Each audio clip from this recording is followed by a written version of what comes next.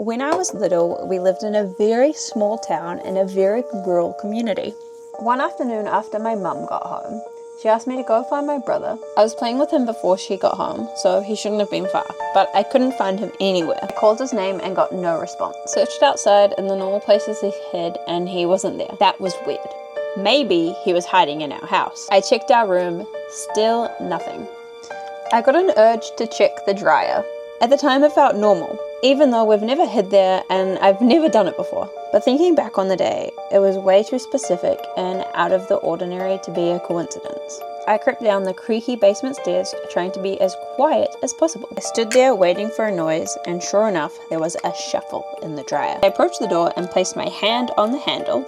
I made sure my lungs were full to be as loud as possible. I tore the door open with a roar. Brother was there, but he didn't react at all. I waited for some sort of response, but got none. As I did, his skin felt extremely hot. He flipped his head to look at me, but not like the human motion of turning your head. Tears streaming down his ash-colored face. This was not my brother. It looked nothing like him. My gut dropped to the floor as I backed away terrified.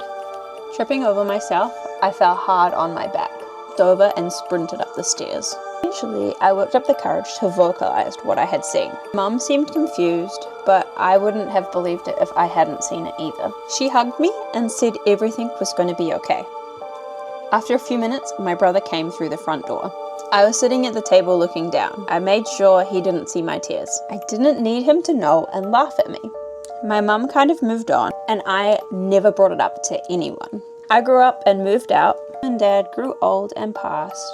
Last year, I took the responsibility of selling the house. Making conversation with the realtor, we started talking about the property's history. She said the original property burnt down and a kid was trapped inside. They built a new home and sold it to a family who then sold it to my parents. I had never told anyone but my mum what I saw in the basement. I didn't know what to think, and I still don't.